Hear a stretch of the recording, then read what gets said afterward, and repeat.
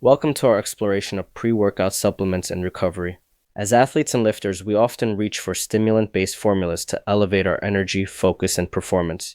But do those same ingredients slow us down once the session is over? Today I'm going to dig into the evidence behind how caffeine and other central nervous system stimulants influence not only your training output, but your ability to recover, adapt, and return stronger. We'll look at the science of the autonomic nervous system, hormone responses, sleep quality, and practical strategies to mitigate negative effects. By the end, you'll have a clear, evidence-based strategy for using stimulants to your advantage without sabotaging your recovery. Let's begin by discussing why this question matters in the first place. Many lifters rely on high-stimulant pre-workouts to push through demanding sessions. While those products can make you feel invincible in the moment, the quality of your recovery after training is what ultimately determines adaptation, strength gains, and long-term performance. Yet the interaction between stimulants and recovery is not well understood. We know that heavy sympathetic stimulation helps you lift heavier and move faster, but to repair and grow, you need parasympathetic dominance and quality sleep.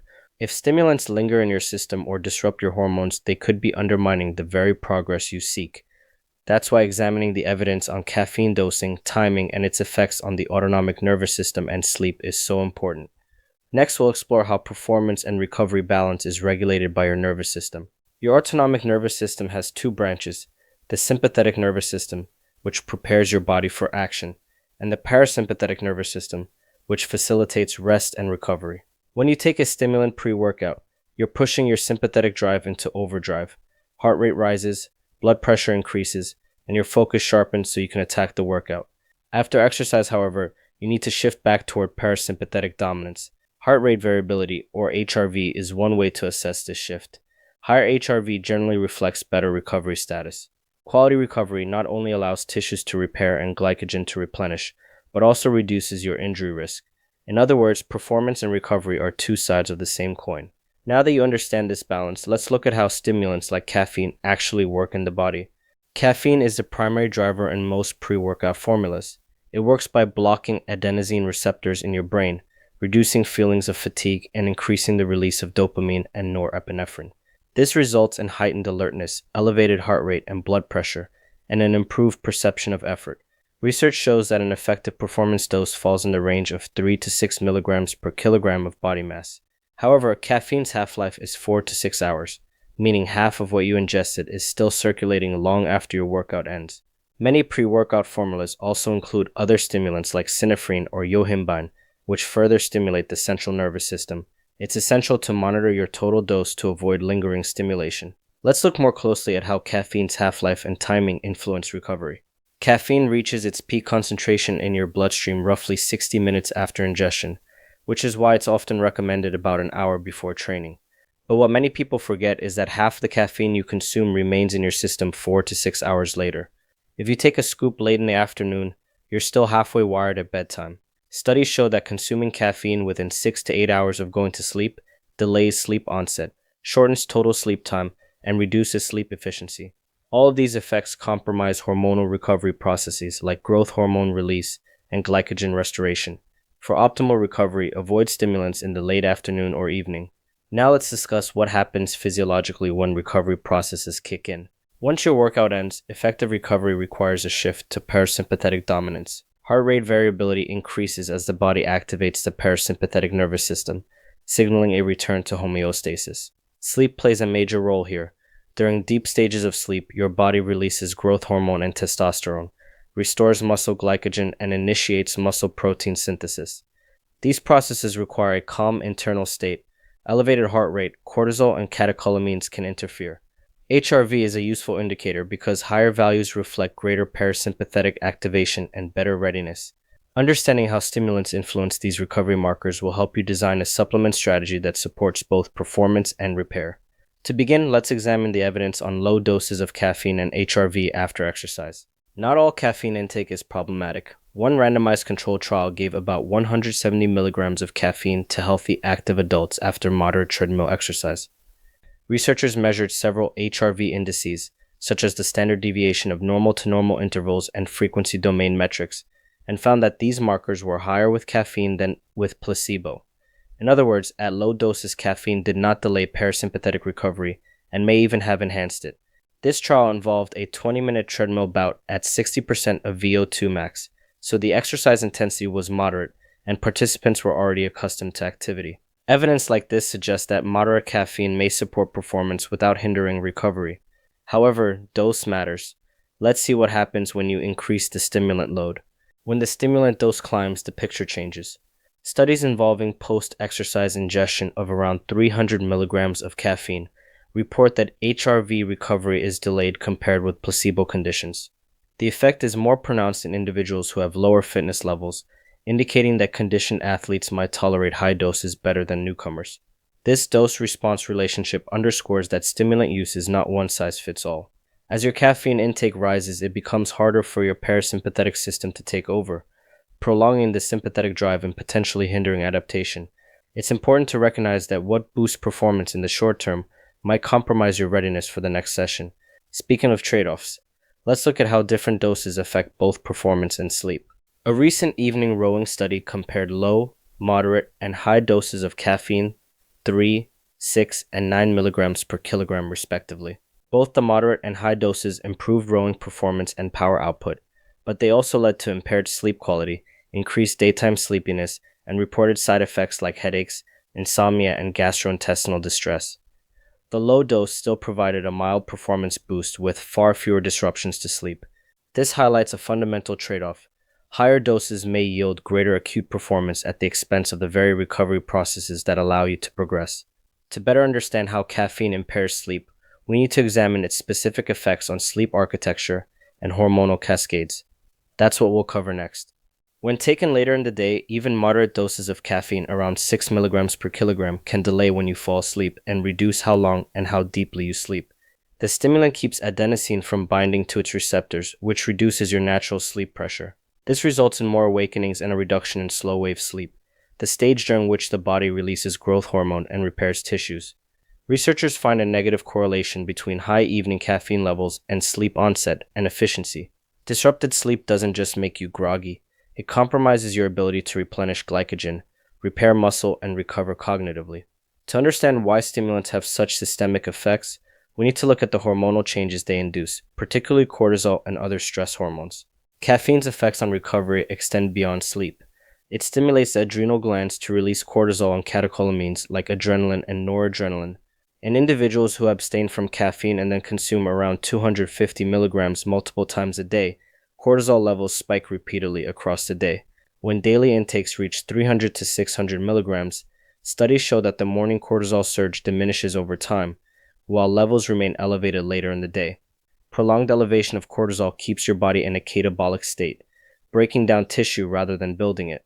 To mitigate this, we need to examine when and how stimulants can be used without compromising recovery. That brings us to the circumstances in which stimulants aren't a problem. It's important to emphasize that stimulants aren't inherently bad. If you train in the morning or early afternoon, you give your body ample time to metabolize caffeine before bedtime. Moderate doses, around 3 to 6 milligrams per kilogram, tend to support performance without significant HRV or sleep disruptions. People who don't habitually use caffeine often feel stronger effects, so they can use smaller amounts and still see benefits. After training, take time for a proper cooldown with deep breathing and stretching. Stay hydrated and avoid other caffeine sources for the rest of the day. Practicing good sleep hygiene, consistent bedtime, dark room, limited screen exposure helps you maximize recovery. When you handle stimulants thoughtfully, you can enjoy their benefits without penalty.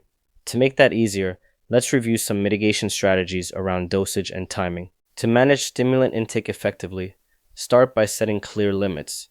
Aim to keep your total caffeine consumption at or below 400 milligrams per day and no more than 3 to 6 milligrams per kilogram per serving.